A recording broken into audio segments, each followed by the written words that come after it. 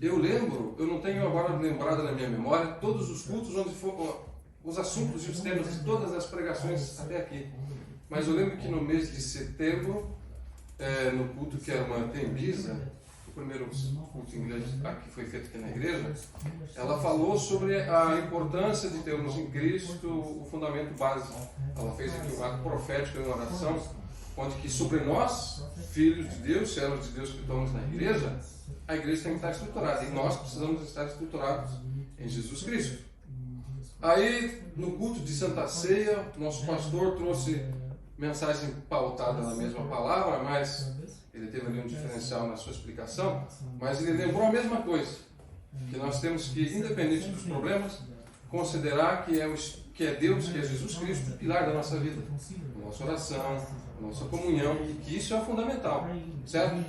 Aí no culto em que a irmã Temisa pregou novamente, ela falou também a respeito disso. E, meus irmãos, se você for parar para analisar, você vê que todo culto, ele segue uma linha, ele tem a liturgia, que é o que a gente chama. Você não pode começar um culto com uma pregação. Primeiro a gente louva a Deus, como quem está gritando para Deus: Senhor, ouve o nosso louvor, ouve o nosso coração, porque nós precisamos do Senhor. Quando a gente vem entregar o culto na igreja, a gente vem com a esperança de que Deus dê a nós o alimento que Jesus disse quando respondeu a Satanás: nem só de bom viverá o homem, mas de toda a palavra que sai da boca de Deus. Então, segue-se uma linha. E eu não sei se os irmãos estão prestando atenção no que Deus, pela sua misericórdia, tem falado conosco, também comigo, que faço parte da igreja. Eu peço que os irmãos abram as Bíblias no livro de Gálatas, no capítulo 5, no verso 16. Aleluia, louvado seja, Pai. Muito obrigado, Deus. Muito obrigado. Eu vou ser relativamente breve. Pastor, como ele mesmo disse, não dá para muito falar que se resolve, mas é quando a palavra de fato é falada. E eu rogo a Deus que o Espírito Santo permita que cada um possa receber aquilo que Deus também entregou primeiro a mim, nesse caso. A palavra do Senhor nos diz assim: digo, porém, andai em espírito, e não cumprireis a concupiscência da carne, o desejo, a cobiça da carne. Você vê que toda a palavra, eu acabei de dizer aqui que tudo que Deus faz, tudo que Ele explica, Ele faz com um sentido, com um propósito. Eu arrisco dizer que toda a palavra que Deus, por intermédio dos seus servos na Bíblia, falou, Ele pesou, Ele considerou a implicação de cada palavra. Por isso que a meditação na palavra tem que ser dedicada. Você não pode simplesmente sentar 5 minutos, olhar um verso e achar que você vai entender. Você pode entender na sua superficialidade, mas na profundeza que Deus quer entregar, não necessariamente. E quando você vê, tem frases, tem versos que você não vê na Bíblia, e você começa, o Espírito Santo ele traz a sua atenção para uma palavra, para uma questão, e você pensa: por que Deus falou essa palavra? Por exemplo, ele disse: andai. Se você teve uma vida até que saudável, nosso irmão André pode concordar comigo, que teve agora, fez a cirurgia. Procure na sua memória quando foi o último dia, 24 horas, período de 24 horas, dia e noite, em que você não andou, você ficou deitado na cama o dia todo. Isso normalmente acontece quando? Quando você faz uma cirurgia, você sofre um acidente, alguma coisa grave mesmo, sei lá, às vezes alguma doença. Não vou ficar citando doenças porque os irmãos conhecem. Mas normalmente não é uma coisa comum na nossa vida. Então essa palavra andai, do verbo andar, não foi usada em vão. Analise comigo. Andar é uma prática diária. Concorda? Você, mesmo num dia que você está lá com preguiça, você resolve tirar um dia de folga e não vai fazer muita coisa, é só ficar deitado, assistindo alguma coisa, seja lá o que for, vai comer alguma coisa. Ainda assim você vai levantar e vai andar um pouco que seja, para ir ao banheiro, para buscar alguma comida ou algo assim. Mas é uma prática diária. Então o fato de ele ter usado andar significa que é uma prática diária, uma coisa que temos que fazer sempre. Quando ele coloca em espírito, na área diz, a tradução, perdão, da revista atualizada diz no espírito, a versão Elberfelder no alemão diz em espírito, a versão New King James Version fala em espírito. Não é como se você esticasse um tapete do espírito. O Espírito Santo não é um tapete. Se refere a uma prática espiritual. Embora a palavra espírito esteja com E maiúsculo e se direcione, digamos assim, ao Espírito Santo. se refere a termos uma prática espiritual no Espírito Santo, com o Espírito Santo. Você vê, quando você vai para a academia, que o nosso pastor é professor de luta, tem alguns irmãos que treinam, mas eu tenho certeza que não é musculação, não é um exercício, mas quando você quer praticar a sua carne, o seu corpo, você tem que fazer natação, você tem que fazer caminhada, você tem que fazer, ou pode fazer ciclismo, sei lá, mas você só vai treinar o seu físico, só a sua musculatura, certo? Só que você não consegue, nesse momento que você está fazendo uma atividade física, desligar, tirar sua alma, tirar seu espírito e dizer: ó, espírito, vai lá orar, que agora o meu corpo vai praticar um exercício. Você tem que estar com sua mente, com o seu espírito, concentrados naquilo que você está fazendo. Da mesma forma, quando você quer praticar a sua alma, nesse caso a Bíblia relata como alma, mas é o nosso entendimento, o nosso pensar, você não pode ir numa academia, pegar lá um halter, 20 quilos e começar 25, mais 25 é 50, e vai entrando no seu cérebro. Não funciona assim. Existe uma prática específica. Leitura, cálculos.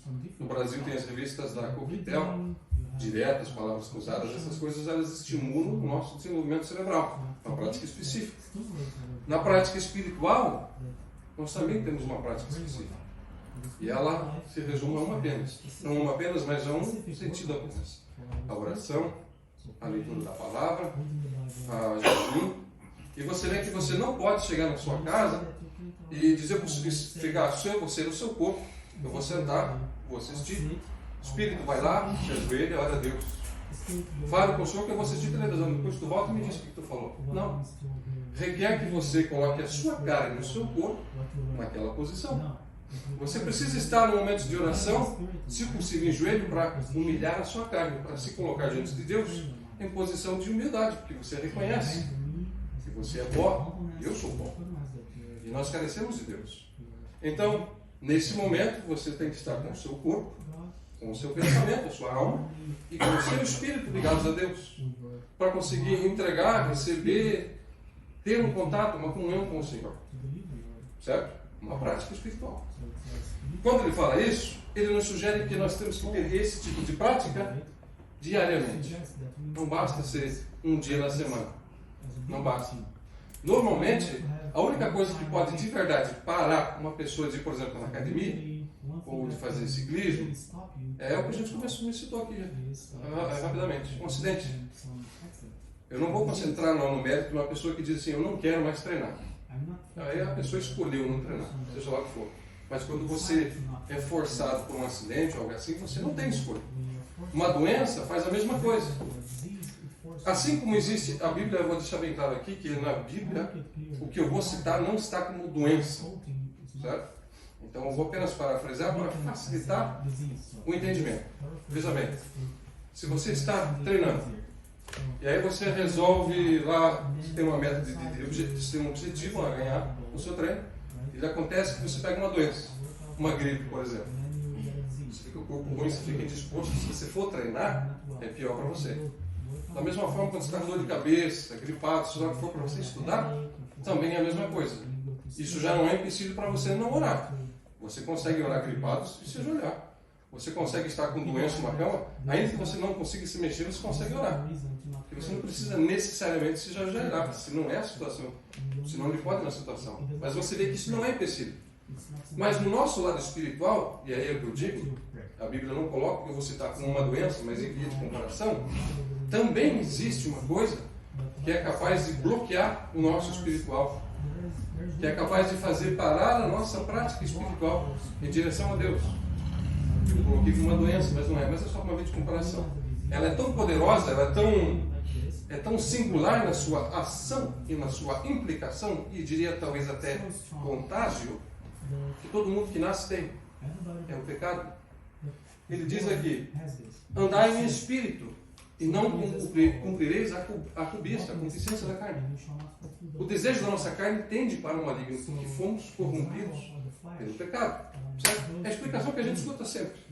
Eu até vou abrir aqui um parênteses, que você vê que, por exemplo, no Brasil, AIDS foi por uns bons anos uma doença que devastou, matou e fez um monte de gente vítima. Na década de 1980 eles desenvolveram um coquetel, as substâncias que conseguiam como é que diria? Não diria combater o vírus, mas elas reduzem a ação contagiosa do vírus, certo? Mas em 1996 é que esse vírus passou a ser, aliás, que o coquetel passou a ser dado de graça no Brasil. Agora você vê que a palavra ela tem 2000 anos e ela já nos orienta gratuitamente a respeito de como temos que agir. De como temos que agir. O que temos que fazer para não darmos vazão para esse nosso desejo pecaminoso. Porque se deixarmos, a nossa carne ela vai sempre tender para o mal. Você vê, por exemplo, no livro de Tiago, no capítulo 1, no verso 14, que ele diz assim que cada um é tentado quando atraído e engodado ou enganado pela sua própria concupiscência, pelo seu próprio desejo. Perdão. Isso significa que nós mesmos, na nossa cabeça, nos enrolamos. E a gente vai se desejar alguma coisa descontroladamente ou algo que não é correto. Então, essa é a questão. Eu citei aqui no começo, essa passagem, e eu pergunto para os irmãos, e perguntei agora, e pergunto de volta, os irmãos têm prestado atenção no que tem sido falado na igreja, nos últimos cultos, as últimas pregações, que por intermédio dos seus servos, Deus tem falado com vocês? A palavra falou bastante hoje, nos lembrando de que é a misericórdia do Senhor, é a sua bondade, que nos permitem estar aqui. E Deus me revelou, digamos assim, ou salientou no meu entendimento, para trazer à igreja 2 pontos pelos quais, todas as domingos, nós temos uma instrução proveitosa para a nossa prática diária, nossa prática semanal. A primeira se encontra no livro de Lucas, no capítulo 8, no verso, vamos ler o 38, 39, para compreender melhor o que fala o texto. Lucas.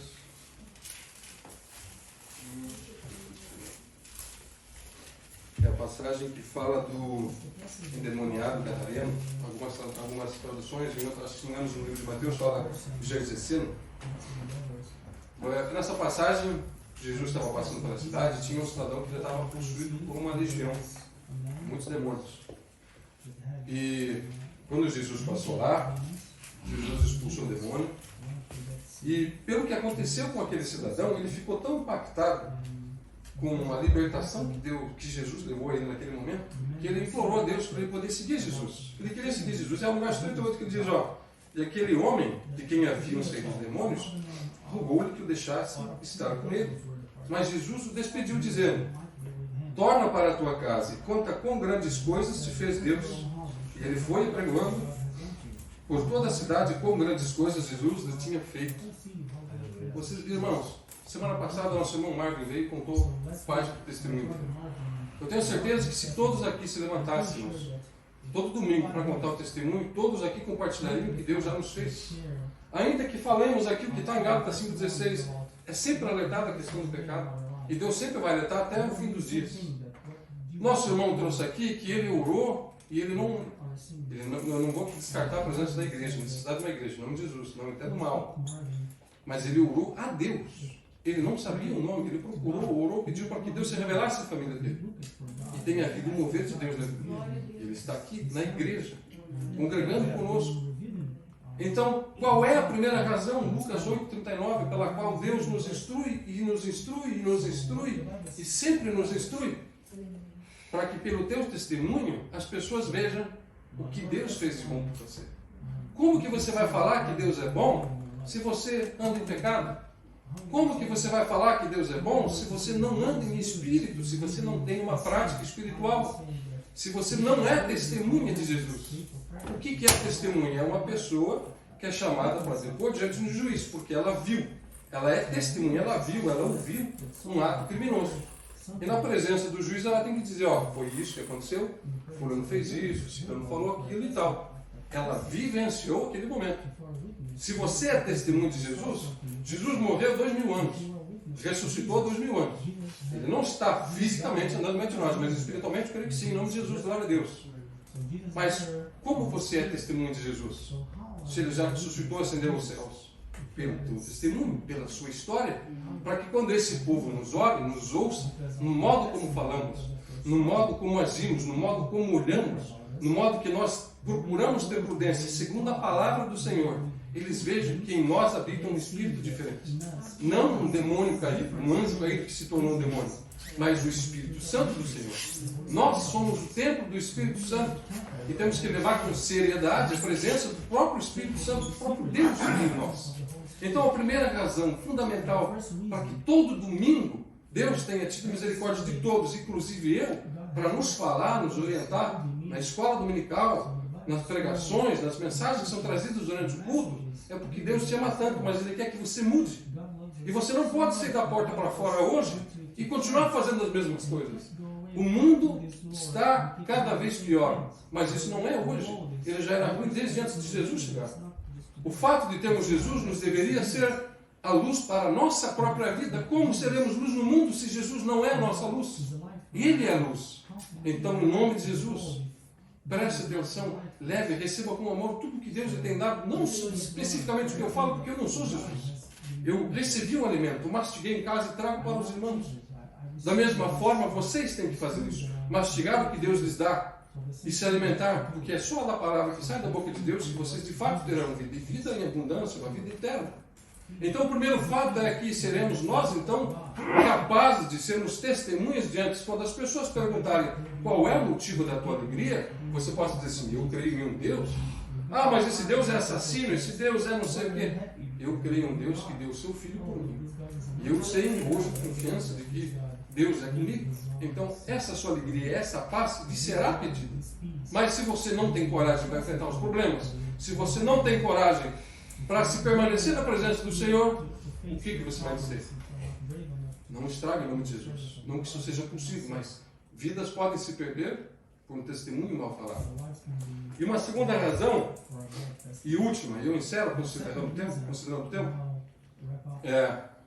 eu alguns meses atrás, agora por conta dessa guerra em Israel, eu lembro que na minha feed do YouTube, é o que é engraçado, que a palavra feed ela quer dizer alimentar. Mas o YouTube não alimenta, quem alimenta é Deus, no inglês pelo menos.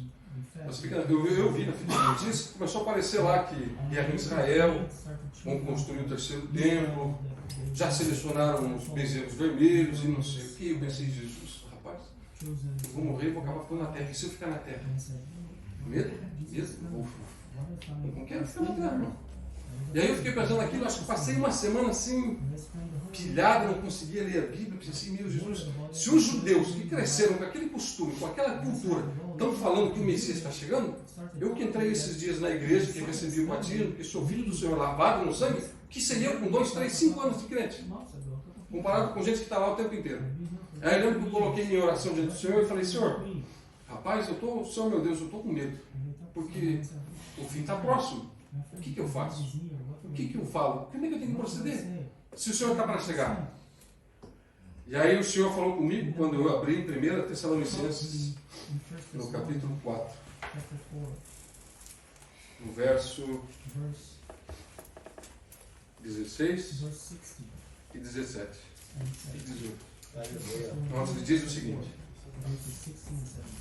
porque o mesmo Senhor descerá do céu com um alarido e com voz de arcanjo e com a trombeta de Deus, e os que morreram em Cristo ressuscitarão primeiro.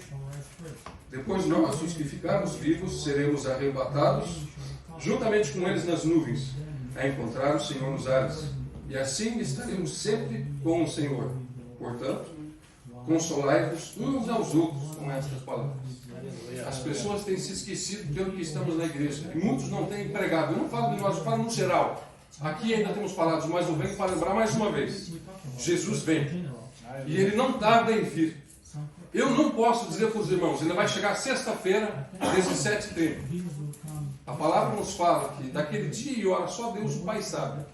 Mas se você alimenta no seu coração que vai levar 100 anos, 1000 anos para Jesus vir, eu lhe garanto, Ele não vai levar todo esse tempo. A palavra nos entrega, a profecia revelada do Senhor nos mostra os sinais, e não são as guerras que deviam nos preocupar, porque guerra sempre teve, o ser humano sempre gostou de matar, sempre quis ter parte no terreno do vizinho. Não é esse o principal sinal que nos devia alertar da volta do Senhor, mas o amor de muitos se esfriará, e darão ouvidos a doutrinas de demônios. E isso nós já temos vivido, e isso nós já temos vivenciado. Jesus vem, está à porta, eis que estou à porta e bato. Se abrir, entrarei e cearei com você. Abra a porta na sua casa, abra a porta na sua vida. Não basta você ter entrado, apresentado diante do Senhor, diante da igreja. Eu recebo Jesus como meu Senhor Salvador uma vez. Todos os dias você precisa ter a sua prática em direção a Deus, porque Ele virá e não tarda em vir. Eu arrisco, opinião minha, que não leva talvez 10, 15, 20 anos para que Jesus volte. Opinião minha. Mas ainda que levasse mais 100, eu preciso viver o meu hoje. Você, se quiser aceder aos céus, precisa viver o seu hoje, como se Jesus voltasse. E se Ele voltar hoje, o que você vai apresentar ao Senhor? Se o Senhor, quando abrir os céus e os seus anjos descerem para pegar você, para subir aos céus, e você, um de vocês acabar ficando para trás, e ver que tem outros subindo, como é que tu vai subir aos céus? Você não tem asas. Você não é capaz de voar. Só quem é templo do Espírito Santo, que foi selado e comprado, e tem o penhor da presença do Senhor Espírito Santo, é que vai ser levado daqui. Não fique para trás, irmão. Considere essa verdade todos os dias. Porque todos os dias, quando nós saímos das nossas casas para o trabalho, eu tenho fé que todos orem, pedindo a Deus a proteção para mais um dia de trabalho, para mais um dia na escola, seja onde vocês forem. E quando voltem, agradeçam a Deus. Orem da mesma forma, com a mesma preocupação, ou mais. Porque o Senhor está à porta e bate. Então, quando o Senhor fala com vocês, ouçam e atendam aquilo que Ele fala, porque é pelo amor nosso, pelo amor que tem por nós, que Ele nos salva. Quem tem ouvidos, ouça o que o Espírito diz à igreja. Que Deus abençoe em nome de Jesus.